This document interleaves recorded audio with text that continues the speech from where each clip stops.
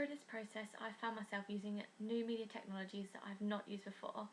However, I feel that this has actually helped me to get a better understanding of these technologies and has enabled me to further my knowledge within the media industry to get a better understanding of how it works.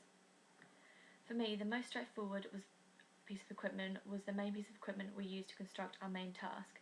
We used Dom's camera from home, yet as it was similar to that of one I'd used for photography and lessons, I was already familiar with the different settings and how they worked, which immediately meant that I could get a head start and really delve into the filming of our neo-noir from the beginning.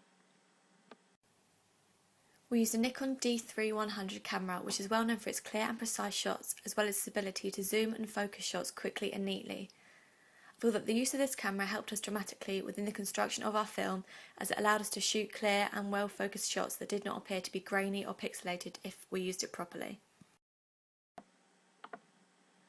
Although I already had some skills in the knowing of how to work this camera, I was still unsure as if the same would apply when using the video recording setting instead of the camera shoot setting. So it was still a new technology to me, as that I feel I was able to control it and use it a lot better than I could have before, due to the vast amount of time I spent with it during filming. Final Cut Express was the next new technology that I was introduced to. Although I was familiar with the software as I used it last year as part of my AS Media level studies when editing a horror film, when it actually came back down to remembering how to use it and which tool did what this time round, my mind went completely blank and it was really frustrating. Yet following this, I then took up upon myself to look into video tutorials on YouTube and also online surrounding Final Cut Express to try and help me grasp a better understanding of how to use it to its full advantage to create the most dramatic and professional effect that was possible. Here is a picture of a basic layout of Final Cut Express with the 5 main features of it that work together in order to enable you to edit a sequence. I quickly had to figure out what all of these different settings were used for, and I quickly learned that the easiest way to cut down a clip was using the razor blade tool that can be seen here. Remembering to render all of the footage that we had edited as we went on for a long time was sometimes a challenge, yet with the help of the red line above the footage that had not yet been rendered, it did not take long to realise what was left to render. Overall, I feel that the more I used Final Cut and experimented with different settings, I found myself becoming more and more confident within the different settings and tools that could be used, and by the end of the process of editing our film, I felt that I could walk away and feel confident that if I was asked how we had created a certain effect or element in our film using Final Cut Express, I would be able to confidently explain and demonstrate how it was done, which was my aim from the beginning, so I was really pleased with how my progress came along. We used the voiceover tool from Final Cut Express to record all of our voiceovers that were spoken by the character of Jake in our film. This was fairly easy and non-complex to use. We selected the area that we wanted the voiceover to go over and then selected the voiceover tool and hit go. It was a simple way of creating a dramatic effect as a scene or important bit of information unfolds, and I feel we used them effectively, and the clear use of the voiceover setting helped us to achieve this emotion. Here are the voices that we used and showing you how they worked.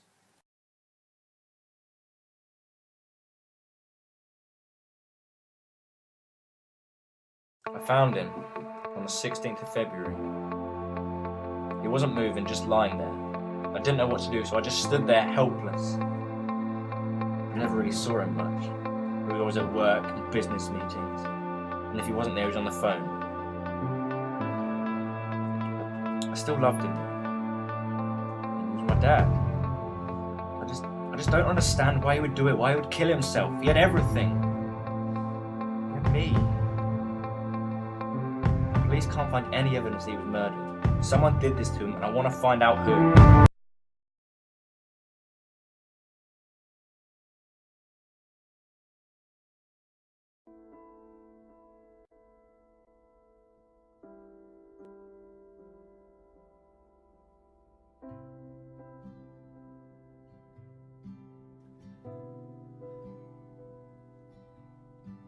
After all this time, I now know the truth. He was the one who killed my dad. The dog tags, the phone number, Scarlett's party, it all adds up. Wait, she must have known. She kept it from me all the time, the lying bitch. How could she not tell me? I thought we had something special. How could I didn't know it was him. He was always right there in front of me, standing over my dad's shoulder. Always trying to steal the limelight and his glory. I should have known. I don't know why I didn't see sooner. Jake, you idiot! I learned how to add in both diegetic and non-diegetic sounds into our film by using the online source freesounds.com. Here is the basic layout of what the website looks like online. You then type in your suggestion into the box shown, and you are given many different options that you can listen to try and find out what sound is right for you. We use Freesounds when looking for jazz music that we could use in the pub scene as Jake and Scarlett exchanged conversation. All we had to do was save the music directly from the website and into our group shared folder on the Mac computer at school, and then we inserted it by dragging it underneath the sequence in which we wanted the chosen sound to appear. So what about you? Oh, there's not much to tell. There must be something about your family. My family? Well, my parents divorced when I was young, and my dad, he's dead. For the planning and creation of my final poster, I used Photoshop. Photoshop was a familiar software to me which made sense to use, which came in very handy when editing my poster as I already knew how to use the tools that were provided. I also had used these skills to help a few of my fellow peers to help them get a better understanding of how to use Photoshop. I used Microsoft Publisher for the creating of my film review page, and it was a fairly new technology to me to use, as I already had used it before, but I had not used it to the extent of being able to create my own film review from scratch as I needed to do for my ancillary task.